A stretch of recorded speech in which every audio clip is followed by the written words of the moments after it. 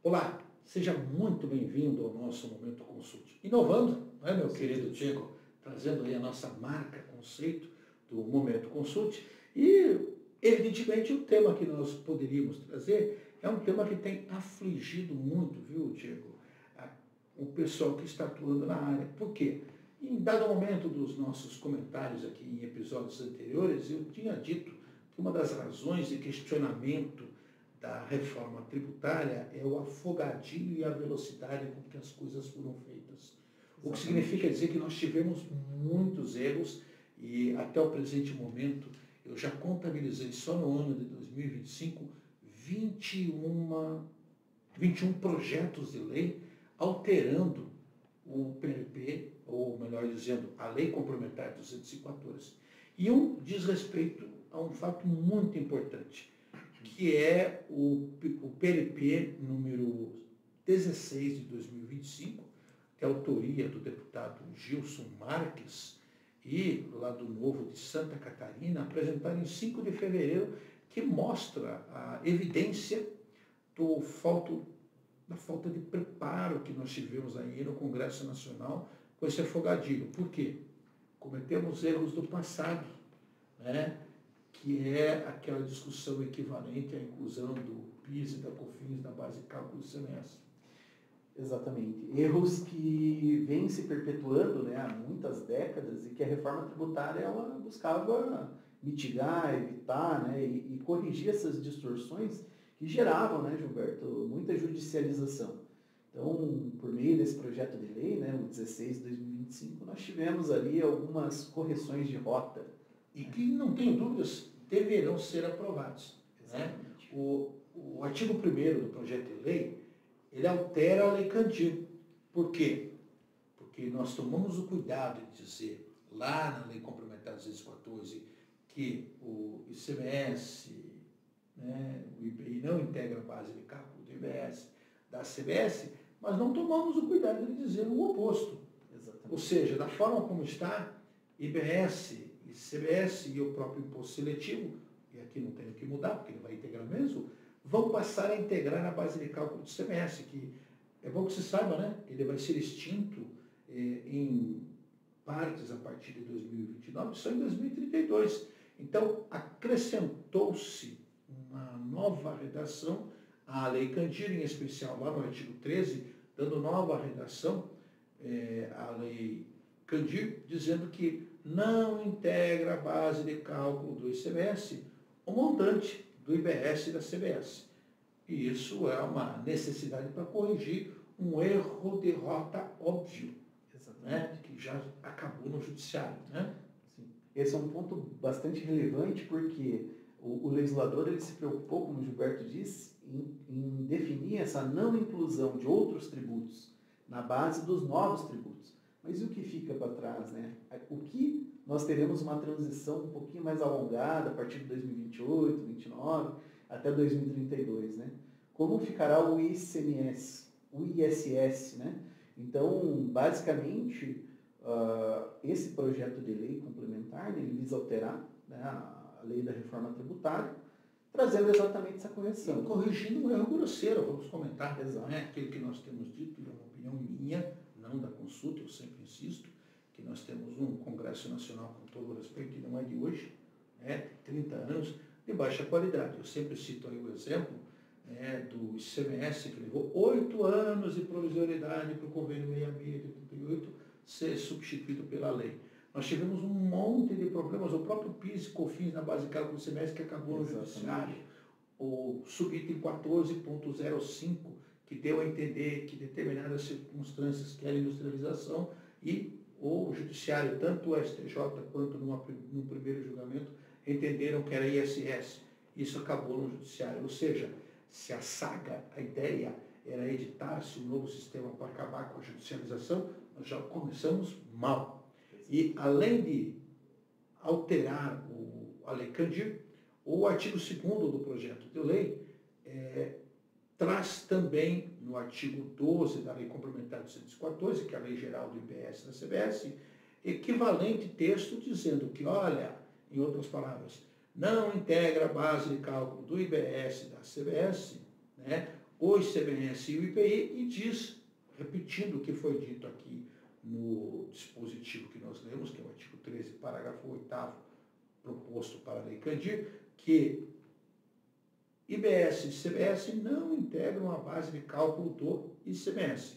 E lá na frente, viu, Diego, o artigo 69, que trata das importações, contém igual redação. Ou seja, na prática vem corrigir. E me parece que a justificação do nosso querido deputado apresenta exatamente esses argumentos, né? Exatamente. Além de corrigir a distorção, né, nós tínhamos deixado para trás uma possibilidade dos estados e dos municípios, assim como a própria União, incluir esses tributos, mesmo no período de teste, 2026, por exemplo, uma lacuna que traz insegurança jurídica, que poderia ser objeto de judicialização, que é, eu tendo o ICMS importação, eu tendo o ISS, tendo até eventualmente o IPI, esses tributos incidindo sobre o IBS e o CBS, que viriam a ser objeto de teste. Então, para mitigar isso, obviamente que é um mero projeto de lei, dependemos ainda do trâmite legislativo, e são inúmeros os projetos, mas esse em particular, né, Gilberto? Nós acreditamos na aprovação em velocidade recorde. Por quê? Nós entramos em vigor no período de teste agora em janeiro. Este projeto de lei não há motivo nenhum para que não seja aprovado.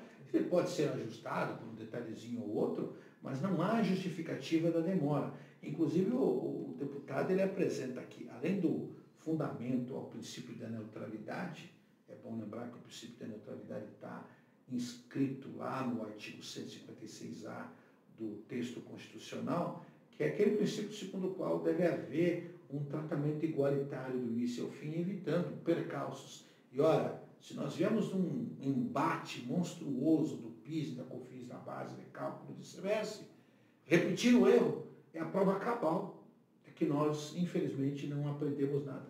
Aliás, no dia que foi aprovado no Senado, quem tem memória de longo alcance deve lembrar, sabe que quando voltou para a Câmara, foram apresentadas mais de 500 emendas. No mesmo dia, a Câmara aprovou. Olha, uma velocidade estelar para aprovar.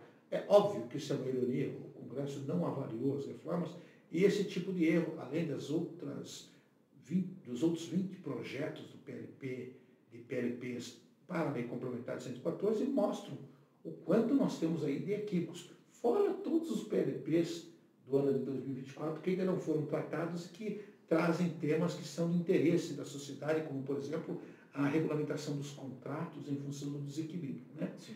Além da neutralidade, ele fundamenta aqui em 4 bases, né, Diego. Primeiro, a natureza da incidência, dizendo que o ICMS, IBS, CBS incide sobre o valor da operação.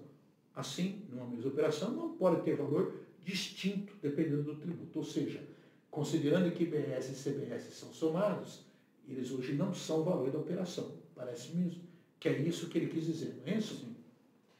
Segundo ponto, né, definição legal, a própria Lei Complementar 214 de 2025, ela estabelece de maneira bastante categórica que para o IBS e CBS o valor do ICMS e de outros tributos não irão compor a base de cálculo. Então seria contraditório eu, com os atuais tributos, terem esses novos tributos compreendendo a base de cálculo do ICMS, ISS e IPI. Então, como justificativa observando o tratamento previsto para IBS e CBS, ele fala, olha, a própria lei complementar entende que o ICMS e outros tributos não compõem a base de cálculo do IBS e CBS, né? Portanto, para fim de apuração desses tributos, o ICMS deve ser desconsiderado, né? Haja vista que o cálculo do IBS e CBS são realizados também por fora, né? Ou seja, evitando, né, essa distorção causada pela cumulatividade. Um outro dispositivo que o deputado apresenta é a transparência fiscal, que está esculpido lá no artigo 145, parágrafo 3º, que foi acrescentado pela emenda constitucional 132, segundo o qual o tributo deve ser transparente. E na medida que eu embuto um tributo que não deveria estar embutido, eu estou, na realidade, maquiando. E ele sustenta, exatamente baseado no 156A, inciso 3 da Constituição, que o valor deve ser explicitado no documento, reforçando a separação entre os tributos. E tem um quarto argumento ainda, né, Exatamente, um pouco do que eu tinha até antecipado, né?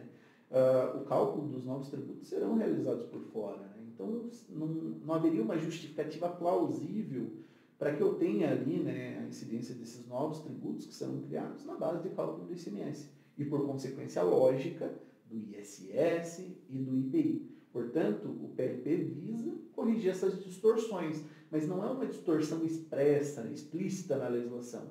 É uma distorção causada pela interpretação sistemática da legislação tributária, que por ausência de uma previsão expressa para excluir o novo IBS e CBS da base de cálculo dos atuais tributos, pode levar muitas empresas a pagarem mais tributo do que o devido, ou mesmo gerar uma forte judicialização, né? A exemplo do que ocorreu com a tese do século. E o deputado, ele acrescenta aqui dois argumentos bastante interessantes que justificam, são argumentos de fato, que justificam o seu projeto, dizendo que para o contribuinte isso vai dificultar a implementação nos sistemas de gestão empresarial, os famosos ERPs, contrariando o próprio princípio da simplicidade também disposto no 145. E nós temos insistido nessa tecla, né, que é importante que as pessoas observem o artigo 145, parágrafo 3º, que traz princípios como cooperação, justiça tributária, simplicidade e transparência, que são princípios que são cogentes, impositivos. E para o próprio Estado, ele faz exatamente o histórico que nós começamos fazendo aqui. Ele fala que a ausência de um regramento, claro, poderia gerar um elevado contencioso tributário. Sim, porque a alegação da reforma tributária é diminuir o contencioso, né? Com grandes riscos das derrotas para a União, Estados, Distrito Federal. Ou chamando aqui a atenção para a tese do século, né, que resultou num passivo superior a 200 bilhões devido à exclusão do ICMS da base de cálculo do PIS e da COFINS. E sabe, Diego, já que eu estou em fase de críticas, e repito, Gilberto, não a consulte, não o momento consulte, não, Diego, eu fiz um levantamento e existem mais de 11 mil assessores no Congresso Nacional. Como é que um erro desse passa num projeto de lei? E o mais interessante, Gilberto, que parece que foi um erro intencional, talvez, porque a PEC 45 de 2019, ela previa expressamente. Ao longo da tramitação da PEC 45, alguém retirou. Como se nada fosse acontecer. Foi suprimido do texto, não sabemos por qual motivo, né, essa indicação expressa. Se for analisado o teor da PEC 45 de 2019, ela expressamente expurgava, né, da base de cálculo dos atuais tributos o valor do IBS e CBS. Então, realmente, totalmente injustificado. Não é justificativo. E olha, gente, só para fazer uma questão de justiça, além do deputado Gilson Marques, que assina, outros 3 deputados também assinaram o projeto.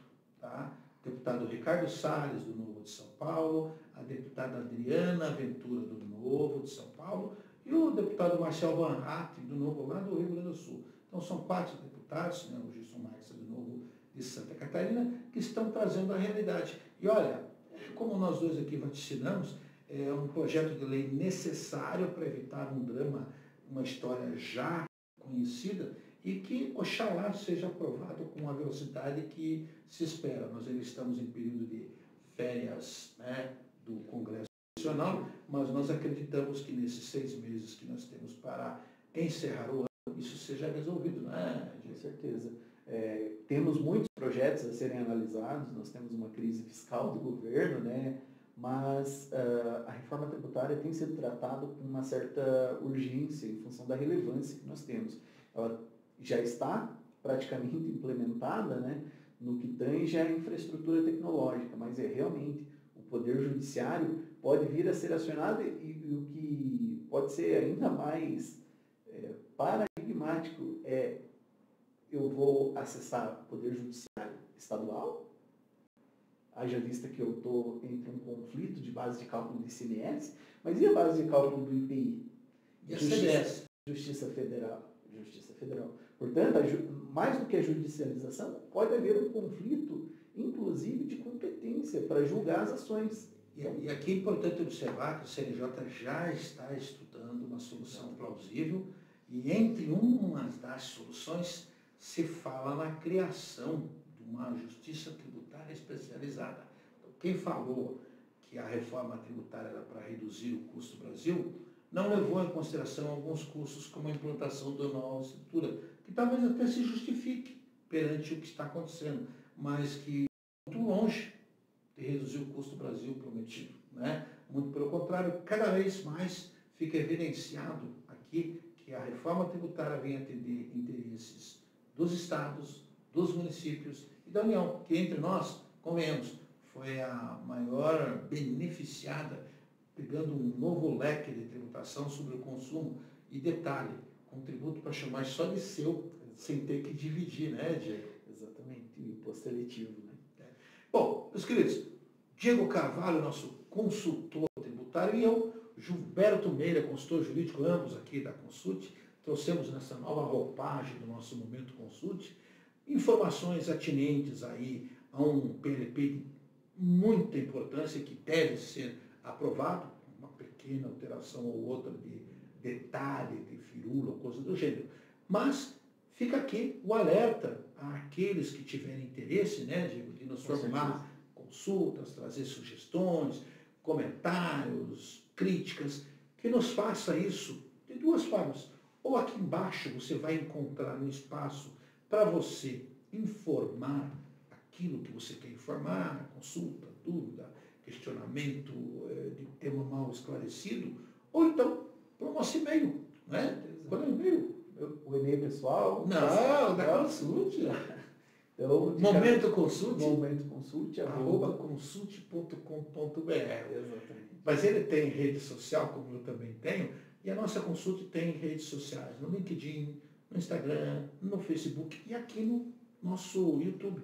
E com isso, né, meu querido Diego, não sei se temos algo mais a dizer, mas nós ficamos à disposição daqueles que nos acompanham e esperamos tê-los num próximo encontro, talvez repetindo esse modelo, que é um modelo mais descontraído, tanto que a gente nem se apresentou no início. Exatamente. Mas, de qualquer forma, está feita a apresentação, tá bom? Até a próxima!